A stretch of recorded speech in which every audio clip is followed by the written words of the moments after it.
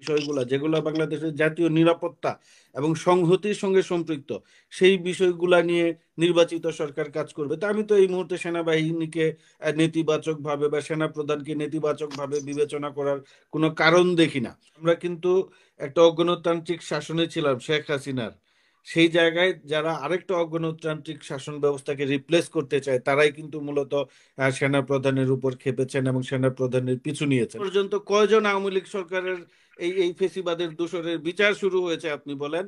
Tribunal এই পর্যন্ত গত 9 মাসে শুধু চানখারপুলে হত্যার যে মামলাটি হয়েছে সেইটার চার্জশিট দাখিল করতে পেরেছে, আর একটা অভিযোগেরও তারা কোনো নিষ্পত্তি করতে পারে নাই। এইখানে এমন বিষয়টা তো এরকম না।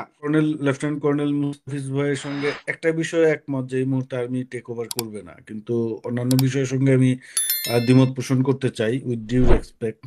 উনি বলছে যে যে করতে পারবে না, কারণ ওনার সাথে থাকবে না আর্মিরা। হ্যাঁ, আর্মি করতে পারবে না, এবং এটা কিন্তু আসলে আর্মির সঙ্গে থাকবে না এটা বলার চাইতে আমাদেরকে বিবেচনা করতে হবে 5 আগস্ট থেকে। 5 আগস্ট থেকেই কিন্তু ধরেন সেনা প্রধানের একটা অবস্থান আছে। উনি এর আগে 3 বা 2 আগস্ট একটা দরবার করেছিলেন, দরবার করে তিনি সিদ্ধান্ত নিলেন যে উনি জনগণের সঙ্গে থাকবেন নাকি ফেসিবাদী স্বৈরাচারী হাসিনা সরকারের সঙ্গে থাকবেন। তো উনি কিন্তু শেষ পর্যন্ত আমাদের আপনার অনুষ্ঠানেও বারবার আমরা বলেছি যে সেনাবাহিনীকে বা সেনা প্রধানকে আমাদের এই জন্য ধন্যবাদ দিতে হবে যে শেষ মুহূর্তে তারা কিন্তু আহ আগস্টের শুরুতে বা জুলাইয়ের শেষ দিকে তারা কিন্তু সরাসরি জনগণের বিপক্ষে অবস্থান নেন নাই, এবং তাদের সেই অবস্থান না নেয়ার কারণেই কিন্তু আমরা 5ই আগস্ট সফল হয়েছি, এটা আমাদের বিবেচনায় রাখতে হবে।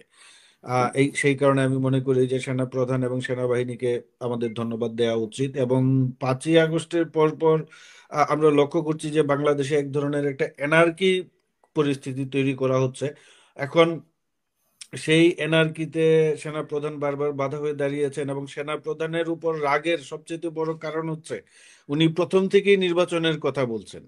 এবং আজকে যে দরবারটা হয়েছে, এই যে তথ্য বাইরে এসেছে আমরা দেখেছি যে সেইখানে উনি কিন্তু বলেছেন যে ডিসেম্বরের মধ্যে নির্বাচন হবে, এবং উনি আশা প্রকাশ করেছেন যে 2026 সালের 1ম জানুয়ারিতে উনি নির্বাচিত সরকার দেখতে চান, মানে আশা প্রকাশ করেছেন। তো সেই জায়গায় আপনি দেখবেন যে মূলত ওনাকে যে যেই অংশটা দোষারোপ করছে এরা মূলত আমাদের রাষ্ট্রে এক ধরনের অ্যানার্কি তৈরি করতে চায়, নির্বাচনের বিপক্ষে, সংস্কারের নামে নির্বাচনকে পিছাই দিতে চায়, আপনার 5 বছর ইউনূস সরকারকে ক্ষমতায় দেখতে চায়।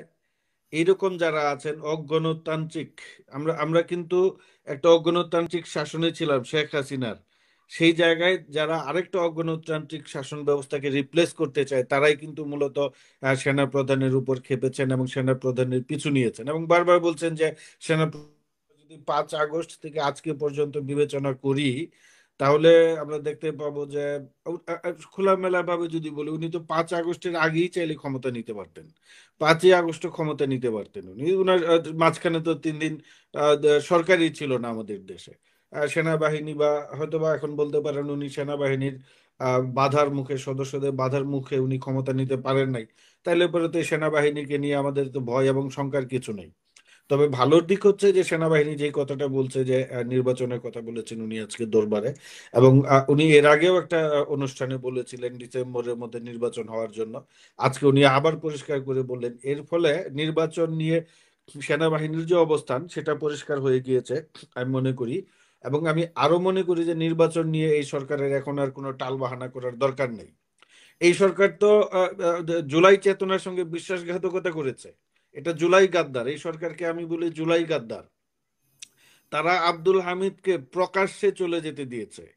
উনি ভিআইপি লাল পাসপোর্ট ব্যবহার করে উনি আব্দুল হামিদ দেশ ছাড়ে কিভাবে, যার বিরুদ্ধে ছাত্র হত্যা মামলার আসামি আছে এবং ফেসিবাদের অন্যতম হোতা।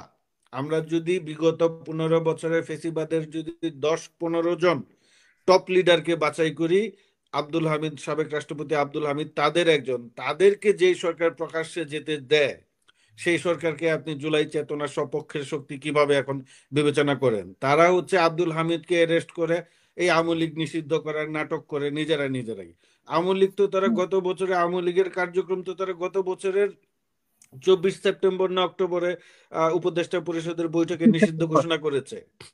সেটা বাকি আবার নতুন করে নিষিদ্ধ ঘোষণা করার দরকারটা কি? এরকম নাটক সাজায়া রাস্তা আপনার অবরোধ করে আপনি সেইখানে জাতীয় সঙ্গীত নিষিদ্ধ করতে বলা হচ্ছে, সেইখানে আপনার নানা একটা নাটকের উপর নাটক করা হচ্ছে। তো এই সরকারের আপনি দেখবেন যে যখন আপনি নির্বাচনের পক্ষে কথা বলবেন, এই সরকারের ভিতরে যে একটা অংশ আছে যারা বেসিক্যালি, আমি যেটা বললাম জুলাই গাদ্দারে পরিণত হয়েছে এই সরকার, তারা এই নির্বাচনটা নিতে পারে না, কারণ তাদের মধ্যে এক ধরনের ক্ষমতা ভোগ করার মোহ আমি লক্ষ্য করছি। এটা অত্যন্ত দুঃখজনক, হতাশাজনক বটে।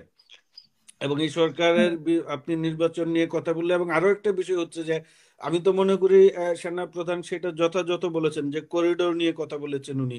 এখন আহ, এই করিডোর খুবই আপনার জিও স্ট্র্যাটেজিক জায়গা থেকে খুবই একটা স্পর্শকাতর বিষয়। এটা কর্নেল মুস্তাফিজ ভাই ভালো বুঝবেন, উনি যেহেতু মিলিটারি ব্যাকগ্রাউন্ডের। এটা তো আসলে সেনা বাহিনীর সঙ্গে আমাদের যে নির্বাচিত সরকারের সঙ্গে আলোচনা করে। কারণ আপনি এখন প্রশ্ন করতে পারেন সেনাবাহিনীকে কেন সরকার জিজ্ঞেস করবে? অবশ্যই জিজ্ঞেস করবে। সেনাবাহিনী আমাদের নিরাপত্তার দায়িত্বে নিয়োজিত আছেন, এবং নিরাপত্তা কৌশল এবং পরিকল্পনা তারাই প্রণয়ন করেন। এটা আমাদের অন্যান্য মিনিস্ট্রি প্রণয়ন করেন না, বা পলিটিক্যাল সরকারগুলোর সঙ্গে মিলেমিশে তারা প্রণয়ন করেন। তো সেই জায়গায় উনি বলেছেন যে করিডোরের মতো একটা স্পর্শকাতর বিষয় সেনাবাহিনী এবং আমাদের যে নির্বাচিত সরকার আসবে, নির্বাচিত সরকারের সঙ্গে আলাপ আলোচনা করে নিতে হবে। আমরা যদি দেখি যে এই মুহূর্তে বাংলাদেশের সবচেয়ে বড় কার্যকর যে রাজনৈতিক দল বিএনপি, বিএনপির ভারপ্রাপ্ত চেয়ারম্যান তারেক রহমান, উনিও বলেছেন যে এই করিডোরের বা বন্দর দেওয়ার মতো স্পর্শকাতর বিষয়গুলা, গুরুত্বপূর্ণ বিষয়গুলা যেগুলো বাংলাদেশের জাতীয় নিরাপত্তা এবং সংহতির সঙ্গে সম্পৃক্ত, সেই বিষয়গুলা নিয়ে নির্বাচিত সরকার কাজ করবে। তা আমি তো এই মুহূর্তে সেনাবাহিনীকে নেতিবাচক ভাবে বা সেনা প্রধানকে নেতিবাচক ভাবে বিবেচনা করার কোনো কারণ দেখি না। উনি কি করবেন সেটা বিবেচনা করে উনাকে নেতিবাচক ভাবে উপস্থাপন করার চাইতে উনি কি করেছেন সেটা আমাদের বিবেচনা করতে হবে। এই পর্যন্ত আমি সেনাবাহিনীর যে ভূমিকা দেখি, আমি খুব একটা খারাপ কিছু দেখি নাই।